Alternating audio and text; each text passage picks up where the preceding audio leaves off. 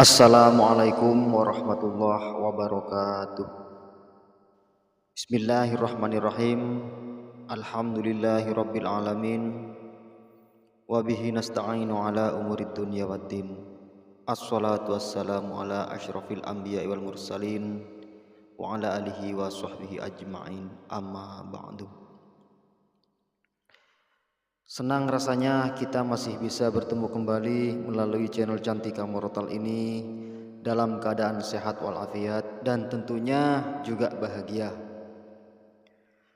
Semoga para sahabat selalu dimurahkan rezekinya oleh Allah Subhanahu wa taala dan semoga para sahabat semuanya juga diberkahkan umurnya oleh Allah Subhanahu wa taala, diberikan sehat, nikmat serta mendapatkan hidayah dari Allah Subhanahu wa taala. Amin, Allahumma amin. Dan tak lupa pula sholawat serta salam marilah kita curahkan kepada junjungan kita, yaitu Nabi besar Nabi Muhammad sallallahu alaihi wasallam. Allahumma sholli ala sayyidina Muhammad. Marilah kita sering-sering bersolawat kepada Nabi Muhammad sallallahu alaihi wasallam dan mudah-mudahan kita kelak mendapat syafaatnya. Mudah-mudahan kita dimudahkan di hari akhir nanti. Amin, Allahumma amin. Para sahabat yang dirahmati Allah, janganlah kita selalu lalai atas apa yang sudah diperintahkan oleh Allah Subhanahu wa taala. Jadi saya ingatkan kepada para sahabat semua, dan para sahabat juga bisa mengingatkan saya melalui menuliskan komentar di kolom komentar. Jadi kita sama-sama saling mengingatkan, begitu para sahabat ya. Nah, untuk kajian kali ini yang mana kita harus saling mengingatkan, karena kita sebagai manusia kita punya sifat pelupa. Maka dari itu marilah kita terus saling mengingatkan, marilah kita terus perbanyak atau perbaiki ibadah kita kepada Allah Subhanahu wa taala, dan marilah terus memohon ampun kepada Allah Subhanahu wa taala, dan juga jangan lupa bersolawat kepada Gusti kita Nabi Muhammad sallallahu alaihi wasallam. Semoga hajat-hajat kita segera dikabulkan oleh Allah Subhanahu wa taala. Dengan apa? Dengan memperbaiki ibadah kita kepada Allah, dengan memperbanyak rasa syukur kita kepada Allah, dengan beristighfar kepada Allah, dan juga dengan membacakan sholawat kepada Nabi Muhammad sallallahu alaihi wasallam. Para sahabat yang dirahmati Allah, untuk amalan pembuka rezeki ini ada ijazah 8 amalan pembuka pintu rezeki agar rezeki kita bisa berlimpah dan berkah. Nah, bagaimana untuk cara mengamalkannya dan apa saja amalannya? 1. Melaksanakan sholat duha. Muhammad Syafi'i Al-Bantani, 7 amalan penarik rezeki, menyebut salah satu amalan pembuka rezeki adalah sholat duha. Dalam sebuah hadis qudsi Allah Subhanahu wa taala berfirman, "Wahai anak Adam, jangan sekali-kali engkau malas mengerjakan 4 rakaat pada waktu permulaan siang. Sholat duha niscaya akan aku cukupkan kebutuhanmu pada hari akhirnya." Orang yang rajin melaksanakan sholat duha dalam menjalani kehidupannya akan bersikap apa adanya, dan dia akan merasa puas dengan apa yang diterimanya. Akan tetapi dia bukanlah orang yang pesimis, tak berbuat apa-apa. Sholat duha ini bisa dikerjakan setelah matahari terbit hingga menjelang sebelum waktu zuhur tiba, sekitar 15 menit sebelumnya lah bisa dikerjakan. Dan yang kedua, membaca surat Al-Waqiah. Selain sholat duha, amalan lainnya yang dapat menarik rezeki adalah dengan beristiqomah membacakan surat Al-Waqiah. Apakah hanya sekedar dibaca para sahabat? Tentunya tidak. Selain dibaca, umat muslim juga harus memahami makna yang terkandung di dalamnya. Abdullah bin Mas'ud meriwayatkan bahwa Rasulullah Shallallahu Alaihi Wasallam bersabda, barang siapa yang membaca surat Al-Waqiah setiap malam, ia tidak akan mengalami kefakiran. HR Baihaqi. Dan yang ketiga, memperbanyak membaca istighfar. Amalan selanjutnya adalah memperbanyak istighfar menurut Muhammad Ainur Rasyid dalam buku Kaya Total dengan ayat kursi. Memperbanyak istighfar dan bertaubat menjadi salah satu amalan pembuka pintu rezeki. Istighfar dan taubat termasuk salah satu sebab mendatangkan atau melapangkan rezeki seseorang. Hal ini juga dijelaskan Allah Subhanahu wa taala melalui firman-Nya dalam surah Nuh ayat 10 sampai 12, yang mana barang siapa yang memperbanyak membaca istighfar, maka Allah akan melapangkan setiap kesusahan, memberikan jalan keluar setiap kesusahan, memberikan jalan keluar setiap kesukaran, dan rezeki datang tanpa diduga-duga. Juga rezeki akan datang dari segala penjuru. Insya Allah, Allah akan gampangkan segalanya. Dan yang keempat, memperbanyak sedekah. Mengeluarkan sedekah tidaklah membuat seseorang miskin. Bahkan sedekah menjadi salah satu amalan yang dapat membuka pintu rezeki.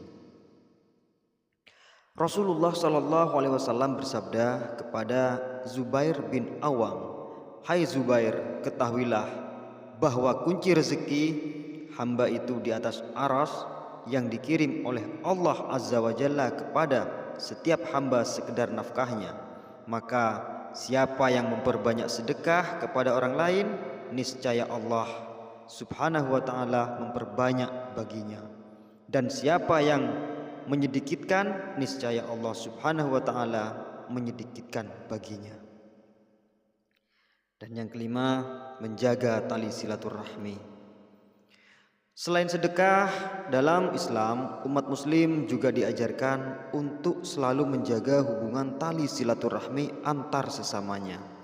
Hal ini sebagaimana dijelaskan oleh Muhammad Mufid dalam buku Inilah Jalan yang Lurus, Jalan Hidup Nikmat Dunia Akhirat, bahwa kesempurnaan iman seseorang hamba ditentukan tidak hanya baiknya berhubungan dengan Allah Subhanahu wa taala, melainkan dengan sesama juga. Dalam sebuah hadis dikatakan, silaturahmi juga menjadi sebab dibukakannya pintu rezeki. Nabi Muhammad SAW bersabda, siapa yang suka dilapangkan rezekinya dan dipanjangkan umurnya, hendaklah ia menyambung hubungan tali silaturahmi. Silaturahmi dapat membuka pintu-pintu rezeki karena Allah Subhanahu wa taala memang memberikan kelapangan rezeki dari jalan mana saja yang Dia kehendaki. Marilah kita terus silaturahmi kepada saudara-saudara kita semua. Janganlah sampai ada pertengkaran untuk kepada saudara-saudara kita semua, agar Allah melapangkan segala rezekinya untuk kita semua. Amin. Allahumma amin. Dan yang keenam, memperbanyak zikir. Zikir pembuka pintu rezeki. Beberapa zikir dapat membuka rezeki jika diamalkan. Hal ini dijelaskan oleh Ahmad Zainal Abidin dalam buku Cara Kaya. Dalam buku tersebut disebutkan bahwa Nabi Sulaiman menjelaskan beberapa zikir yang dapat dibaca untuk mempermudah datangnya rezeki. Yang pertama, memperbanyak membaca la haula wala quwata illa billah. Dalam sebuah hadis dijelaskan bahwa Rasulullah Shallallahu Alaihi Wasallam bersabda, barang siapa yang lambat datang rezekinya, hendaklah banyak mengucapkan la haula wala quwata illa billah. Dan yang kedua, membaca la ilaha illallah malikul haqqul mubin. Dalam sebuah hadis disebutkan, barang siapa setiap hari membaca la ilaha illahal haqqul malikul mubin, maka bacaan itu akan menjadi keamanan dari kefakiran dan menjadi penentram dari rasa takut dalam kubur. Saya ulang kembali, la ilaha illallahul malikul haqqul mubin. Yang ketiga, membaca surat Al-Ikhlas. Bagaimana sabda dari Rasulullah SAW, barang siapa yang membaca surat Al-Ikhlas ketika mau masuk rumah, maka berkah bacaan menghilangkan kefakiran dari penghuni rumah dan tetangganya. Dan yang keempat, membaca subhanallah wa bihamdihi subhanallahil adzim. Itu yang ketujuh, memperbanyak sholawat Nabi. Tak hanya memperbanyak zikir, memperbanyak sholawat kepada Nabi juga menjadikan amalan yang dapat membuka pintu-pintu rezeki yang masih tertutup. Di samping menjadi pembuka pintu rezeki, banyak sekali fadilahnya dari sholawat kepada Rasulullah SAW. Menurut sebuah hadis, orang yang bersolawat kepada Rasulullah SAW sebanyak 1 kali, maka Allah Subhanahu wa Ta'ala akan bersolawat kepadanya 10 kali solawat.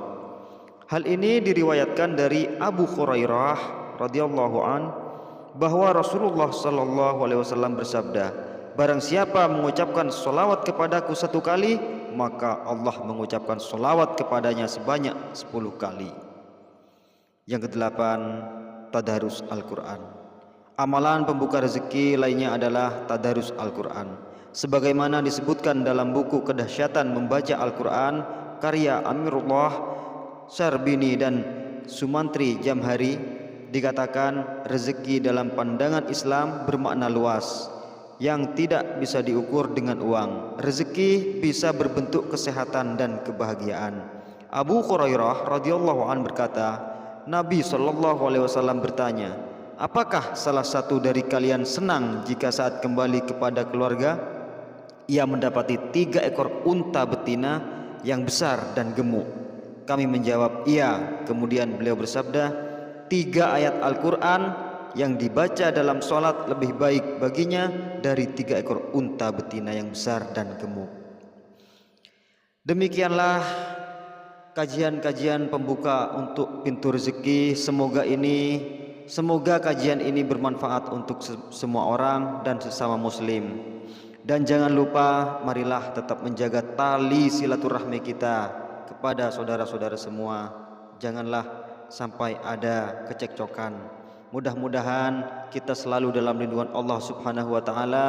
Dan tak lupa saya doakan untuk para sahabat semua, semoga dipanjangkan umurnya oleh Allah, semoga diberikan rezeki yang melimpah serta barokah kepada para sahabat semua, dan mudah-mudahan diampuni segala dosa-dosanya. Amin, Allahumma amin.